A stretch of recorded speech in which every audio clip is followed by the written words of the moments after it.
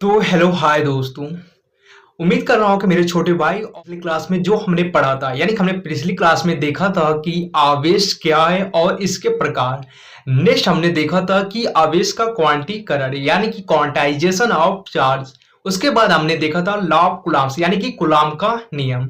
तो उम्मीद कर रहा हूँ कि मेरे छोटे भाई और बहन पिछली क्लास को कवर कर चुके होंगे, ठीक। और उन्हें उम्मीद कर रहा हूँ कि समझ में आ गया होगा। तो दोस्तों आज की ये क्लास स्पेशली आपके लिए न्यूमेरिकल की क्लास है यानी कि स्पेशली न्यूमेरिकल की क्लास है। और इसमें वे सभी क्वेश्चन बताए जाएंगे जो आपके पिछले क्लास में बताए गए थ्योरी थी यानी कि जो मैंने आपको बताया था आवेश क्या है, आवेश के प्रकार, कूलम्ब का नियम और आपको क्या बताया था आवेश का क्वांटीकरण यानी कि उससे रिलेटेड आपके लिए स्पेशली न्यूमेरिकल रहेंगे, ठीक। भले ही ये छोटे नंबर के क्वेश्चन न्यूमेरिकल आते हैं लेकिन आपके लिए वेरी वेरी इंपॉर्टेंट है और आपके बोर्ड एग्जाम में हर बार किसी न किसी सेट में आपको दिखते रहेंगे ये वाले क्वेश्चन, ठीक। तो चलिए हम देखते हैं न्यूमेरिकल को सॉल्व करते हैं। तो दोस्तों हमारा फर्स्ट न्यूमेरिकल क्या है, ठीक। तो चलिए उसको देखते हैं लेकिन उससे पहले दोस्तों मैंने आपको एक डिस्क्रिप्शन में लिंक दिया है, उसको जाकर क्लिक कीजिएगा। वो लिंक किसका है पहले ये बता देता हूँ। तो वो लिंक आपके लिए एक प्रैक्टिस सेट की यानी कि ये सभी जो थ्योरी मैंने आपको फर्स्ट क्लास में बताई थी उससे रिलेटेड आपके लिए क्वेश्चन उसमें दिए गए यानी कि न्यूमेरिकल है। तो प्रैक्टिस सेट को डाउनलोड कर कर उसके न्यूमेरिकल को जरूर से जरूर सॉल्व कीजिएगा जिससे पता चलेगी कि आप लोग कितना पढ़ाई कर चुके हैं, ठीक। तो उसे जरूर से जरूर सॉल्व कर लीजिएगा मेरे भाई और बहन, ठीक। और उसका आंसर कमेंट जरूर कीजिएगा। तो चलिए हम देखते हैं हमारा फर्स्ट न्यूमेरिकल क्या है। तो दोस्तों हमारा फर्स्ट न्यूमेरिकल क्या है। तो हमारा फर्स्ट न्यूमेरिकल है आपका कि 8 कूलम्ब ऋण आवेश में उपस्थित यानी कि 8 कूलम्ब ऋण आवेश में उपस्थित इलेक्ट्रॉनों की संख्या ज्ञात कीजिए यानी कि 8 कूलम्ब ऋण आवेश में उपस्थित इलेक्ट्रॉनों की संख्या ज्ञात करना है, ठीक। यानी कि हमें Q का मान दे दिया है। Q का मान हमारा कितना दिया है दोस्तों। तो Q का मान हमारा दे दिया है 8 कूलम्ब, ठीक। कितना दे दिया है 8 कूलम्ब दे दिया है, ठीक। आवेश में उपस्थित इलेक्ट्रॉन संख्या यानी कि इलेक्ट्रॉन संख्या n हमें ज्ञात करना है, ठीक। n हमें क्या करना है ज्ञात करना है, ठीक। और n ज्ञात करना है। तो दोस्तों मैंने आपको एक सूत्र बताया था, वो सूत्र क्या था। वो सूत्र आपका Q बराबर n ई था। क्या दोस्तों था Q बराबर n ई, ठीक। क्या था Q बराबर n ई था, ठीक दोस्तों। जिसमें आपको E का मान भी यहाँ पर देखिए E का मान क्या होता है यानी कि एक इलेक्ट्रॉन बराबर कितना होता है 1.6 गुणे गुणे, ठीक 10 की पावर 9 होता है, ठीक। 1.6 गुणे 10 की पावर 9 होता है, ठीक। तो चलिए हम उसको भी सॉल्व करते हैं। तो दोस्तों यहाँ पर हमारा क्या क्या दिया था यानी कि हमें दे दिया है यहाँ पर आपका 8 कूलम्ब यानी कि आपका आवेश का मान दिया है 8 कूलम्ब दे दिया है। n का मान हमें ज्ञात करना है कि यानी कि इलेक्ट्रॉनों की संख्या हमें ज्ञात करना है, ठीक मेरे भाई और बहन। इलेक्ट्रॉनों की संख्या में क्या करनी है ज्ञात करना है। और एक इलेक्ट्रॉन बराबर कितना होता है तो 1.6 गुणे 10 की पावर माइनस 19। यहाँ पर दोस्तों हमारा क्या रहेगा 6 रहेगा। क्या रहेगा यहाँ पर यानी कि 1.6 गुणे 10 की पावर माइनस 19 होती है। और फार्मूला क्या है तो Q बराबर n है यानी कि हमें n का मान ज्ञात करना है। तो n बराबर हम लिख सकते हैं दोस्तों, n बराबर हम लिख सकते हैं Q अपन E लिख सकते हैं, ठीक। तो यहाँ पर अब हम Q का मान कितना निकालने हैं तो Q का मान आपको पता होगा। Q का मान हमारा कितना है दोस्तों। तो Q का मान हमारा कितना है तो 8 कूलम्ब। तो यहाँ पर मैं हमने रख दिया 8 रख दिया। और E का मान आपको पता है E का मान कितना दिया है तो 1.6 गुणे 10 की पावर 19 यहाँ पर हमने लिख दिया, ठीक। अब इसको हम आगे सॉल्व करते हैं, ठीक। आगे सॉल्व कर लेते हैं इसको हम, ठीक दोस्तों। तो आगे हम सॉल्व करते हैं। तो दोस्तों वहां पर जो एक यहाँ पर दशमलव था, ठीक यानी कि बीच में 1.6 था।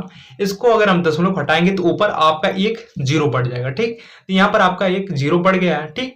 अब हम इसे क्या करेंगे दोस्तों तो इसको हम क्या कर देते हैं 16 पछे 80 यानी कि 16 से काट देते हैं यानी कि यहाँ पर आपका 5 आ जाएगा, ठीक। यहाँ पर आपका क्या आ जाएगा 5 आ जाएगा, ठीक।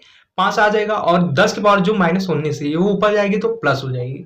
यानी कि हमारा जो सीधा आंसर आ रहा है, हमारा सीधा जो आंसर है आपका वो आ जाएगा 5 गुणे 10 की पावर 19 आ जाएगा। 19 इलेक्ट्रॉन क्या आ जाएगा हमारा इलेक्ट्रॉन, ठीक। उसमें पूछा था कि कितने इलेक्ट्रॉनों की संख्या होगी तो यानी कि हमारा क्या आ जाएगा आंसर 5 गुणे 10 की पावर माइनस 19। और ये क्वेश्चन आपके बोर्ड एग्जाम में बार बार दिखते रहते हैं तो ये न्यूमेरिकल आप लोग जरूर सॉल्व कीजिएगा, ठीक।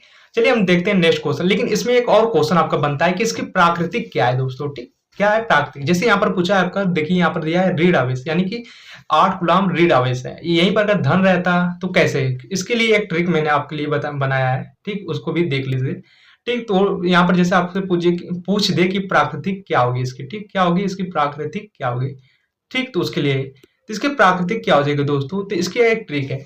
तो दोस्तों अगर यहाँ पर देख लीजिए,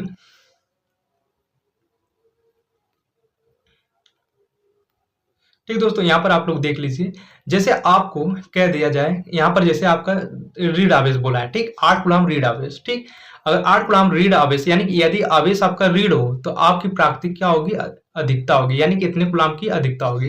लेकिन वहीं पर आवेश यदि धन होगा तो वो क्या होगा, इतने इलेक्ट्रॉन की कमी होगी, ठीक। तो ये आपका रहा ट्रिक, ठीक। तो इसे जरूर से जरूर आप लोग ध्यान रखेगा और इन सभी क्वेश्चन को कंप्लीट जरूर करते रहेगा, ठीक, क्योंकि ये आपके लिए वेरी वेरी इंपॉर्टेंट है। ट्रिक क्या है कि यदि आवेश धनात्मक रहेगा तो कमी होगी, यदि आवेश ऋणात्मक होगा तो अधिकता होगी, ठीक दोस्तों। अगर मैं अब इसको डिटेल में समझाने लगूंगा तो वीडियो लॉन्ग हो जाएगी, तो आप लोग इतना ध्यान रखिएगा कि यदि आवेश क्या होगा, ऋणात्मक होगा, तो उसका उसका क्या नाम है कि इलेक्ट्रॉन अधिकता होगी, यानी कि इलेक्ट्रॉन क्या होगी, अधिकता। लेकिन आवेश यदि धनात्मक होगा तो उसमें क्या होगी, कमी होगी, क्या होगी, कमी होगी। ये ट्रिक रहा आपका, ऑब्जेक्टिव में अक्सर पूछा जाएगा, ठीक। नेक्स्ट हमारा क्वेश्चन क्या है दोस्तों, तो हमारा नेक्स्ट क्वेश्चन क्या है, ठीक। चलिए हम देखते हैं हमारा नेक्स्ट क्वेश्चन क्या है, ठीक दोस्तों। तो हमारा नेक्स्ट क्वेश्चन है, दो बिंदु आवेश हैं, क्रमशः क्या बोल रहे हैं, क्रमशः +2 माइक्रोकूलम्ब तथा 6 माइक्रोकूलम्ब एक दूसरे से 3 यानी कि 3 मीटर की दूरी पर स्थित है, 3 मीटर की दूरी पर स्थित है। तो उनके बीच लगने वाले वैद्युत बल की गणना करना है, यानी कि हमें F का मान क्या करना है दोस्तों, तो ज्ञात करना है, यानी कि हमें F का मान ज्ञात करना है, ठीक। तो हमें क्या क्या दिया है पहले हम वो लिखते हैं, यानी कि हमें Q1 का मान दिया है, Q2 का मान दिया है, क्या दिया है, Q1 Q2 और दूरी दे दिया है, ठीक। तो Q1 Q2 और हमें क्या दूरी दिया है, ठीक। यानी हमें Q1 का मान कितना दिया है दोस्तों, तो Q1 का मान, तो हमें दोस्तों Q1 का मान दिया है 2 माइक्रोकूलम्ब और Q2 का मान दिया है 6 माइक्रोकूलम्ब। तो हम इसे कूलम्ब में बदल लेते हैं दोस्तों, क्या कर लेते हैं, तो इसे हम कूलम्ब में बदल लेते हैं। तो दोस्तों आपका क्या बता, आपका 1 कूलम्ब बराबर 1 माइक्रोकूलम्ब बराबर कितना होता है, 10 की पावर -6। तो उसको हम क्या कर देंगे कि माइक्रोकूलम्ब की जगह 10 की पावर -6 कर देंगे। तो यहाँ पर हो जाएगा 2 × 10 की पावर -6 कूलम्ब हो जाएगा, यानी कि माइक्रो की जगह पर 10 की पावर -6 कर देते हैं, ठीक। यहाँ पर हम लोग कर दिए, उसी तरह से यहाँ पर भी हो जाएगा, ठीक। तो हमारा ये Q1 और Q2 का मान है, निकल गया, और R का मान भी आपका दिया है, 3 मीटर दे दिया है, ठीक। तो इसके लिए मैंने आपको एक सूत्र बताया था, सूत्र क्या था दोस्तों, तो वो सूत्र आपका क्या था, तो सूत्र आपका था F बराबर Q1 Q2 अपान R स्क्वायर, Q1 Q2 अपान R स्क्वायर था, ठीक दोस्तों। क्या था, Q1 Q2 अपान R स्क्वायर, ये आपका रहा सूत्र, ठीक दोस्तों। तो ये आपका सूत्र रहा। अब इस सूत्र पर रखकर हम इसका मान निकाल लेते हैं, और के का भी मान मैंने आपको बताया था, 9 × 10 की पावर 9 होता है, ठीक। तो चलिए अब बस हमें सब मिल गया, तो अब हम F का मान ज्ञात कर लेते हैं, ठीक। तो बस चलिए रख देते हैं सभी मान को, ठीक दोस्तों।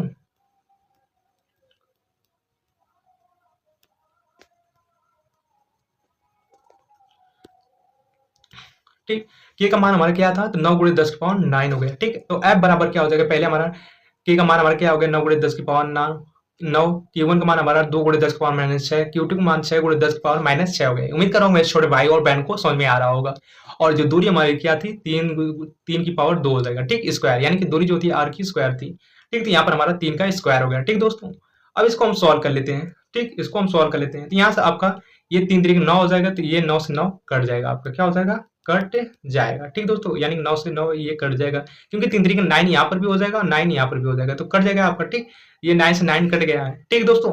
और यहाँ पर अब हो जाता है क्या, 10 की पावर 9 यहाँ पर है आपका, और ये -6 और -6 आपकी हो जाएगा -12 हो जाएगा, कितना हो जाएगा, -12 और 9 घटा देंगे तो आपका क्या बच जाएगा, -3 बच जाएगा, क्या बच जाएगा दोस्तों, तो -3 बच जाएगा, ठीक, -3 बच जाएगा। और बचा आपका 2 और 3, क्या बचा दोस्तों, 2 और 3 बच गया आपका, ठीक। क्या बच गया, 2 और 3 बच गया है, ठीक। यानी कि ये बच गया आपका 2, 6 बच गया और 2, ठीक। इसका गुणा कर देंगे हम लोग, तो 6 दूना का आपका 12 हो जाएगा, और यहाँ 10 की पावर क्या बच जाएगा, 3 हो जाएगा, क्या हो जाएगा दोस्तों, तो 3 हो जाएगा, ठीक दोस्तों। क्या हो जाएगा आपका 10 की पावर -3। तो दोस्तों हमारा नेक्स्ट क्वेश्चन है कि यदि दो आवेश के बीच, यानी कि दो आवेश के बीच की दूरी को आधा कर दिया जाए तो उनके बीच लगने वाले बल पर क्या प्रभाव पड़ेगा। यानी कि क्वेश्चन सीधा सीधा बोल क्या रहा है कि यदि दो आवेशों के बीच की दूरी, यानी कि आपके कोई दो आवेश है, ठीक, मान लेते हैं हम कि एक क्या है आपका Q1 है, क्या है दोस्तों, तो एक आपका क्या है, तो दोस्तों हम मान लेते हैं कि Q1 एक आवेश है और एक आपका Q2 है, क्या है, Q2 है। इसके बीच की दूरी R है और इस पर F बल लग रहा है, ठीक। अब समझ गए होंगे कि ये कौन सा नियम है, ठीक। बोल क्या रहा है कि आवेशों के बीच की दूरी को आधा है, यानी कि R जो इसको हम आधा कर देते हैं, यानी कि आधा हो गया, ठीक। कर दिया जाए तो उनके बीच लगने वाला बल पर क्या प्रभाव पड़ेगा। यानी कि पहले आपका क्या था, तो पहले आपका ये था, ठीक। लेकिन अब जब आप आधी कर दे रहे हैं, यानी कि दूरी को जब आधी कर दे रहे हैं, तो वो आपका एफ डैश, यानी कि अब एफ डैश क्या होगा, ठीक। यानी कि उसका अब बल क्या होगा।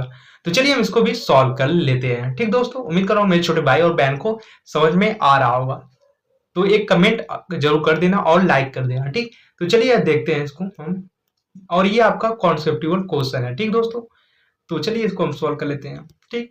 तो वही मैंने यहाँ पर बताया कि एक Q1 और Q2 आवेश हैं आपके, क्या है, Q1 Q2 आपके क्या है, तो आवेश है। यानी कि Q1 हो गया, Q2 हो गया, इसके बीच की दूरी R है और F बल लग रहा है। लेकिन क्या हो रहा है कि जब इसके बीच की दूरी को आधा कर दिया जाता है तो यानी कि R/2 हो जाएगा। लेकिन दोस्तों एक बात ध्यान में रखने की बात है, एक बात ध्यान में रखने की बात है कि आपका जो बल होता है, यानी कि बल जो होता है वो दूरी के व्युत्क्रमानुपाती होता है। यानी कि अब बल जो होता है वो दूरी के व्युत्क्रमानुपाती होता है, ठीक।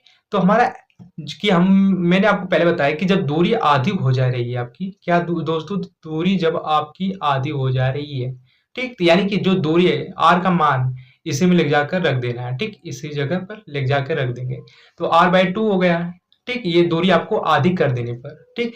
तो यही मान एफ डैश में, एफ डैश में r का मान हमारा क्या हो जाएगा, R/2 हो जाएगा। r बाई क्या हो जाएगा दोस्तों, तो r बाई आपका क्या हो जाएगा, 2 हो जाएगा, ठीक दोस्तों। r बाई क्या हो जाएगा, 2, ठीक। जब आपका R/2 हो जाएगा तब हमारा मान क्या निकल के आएगा, तो यहाँ पर हम जब इसका स्क्वायर करेंगे तो 4 आ जाएगा, 4 आपका चला जाएगा ऊपर, ठीक, ऊपर चला जाएगा, ठीक दोस्तों। तो यहाँ पर इसका हमारा सीधा सीधा आंसर आ जाएगा आपका 4 गुना हो जाएगा, यानी कि हमारा बल क्या हो जाएगा, 4 गुना हो जाएगा, ठीक मेरे भाई और बहन। तो उम्मीद कर रहा हूँ मेरे छोटे भाई और बहन को अच्छे से समझ में आ गया होगा। और दोस्तों मैंने आपको डिस्क्रिप्शन में एक प्रैक्टिस सेट का लिंक दे दिया है, तो उस लिंक को तुरंत डाउनलोड करो और उसे सॉल्व करके कमेंट जरूर करना। और आप लोगों को वीडियो कैसे लगी कमेंट जरूर करना। और आप लोगों के लिए एक और क्वेश्चन है कि which is the hardest chapter in 12th, जरूर जरूर अपना कमेंट करें। जो स्टूडेंट्स कमेंट अपना आंसर बताएगा उसका नाम मैं नेक्स्ट वीडियो में पहले लूंगा, ठीक। मिलते हैं नेक्स्ट वीडियो में एक नए टॉपिक के साथ, यानी कि विद्युत क्षेत्र के साथ। थैंक यू सो मच मेरे भाई और बहन, ठीक।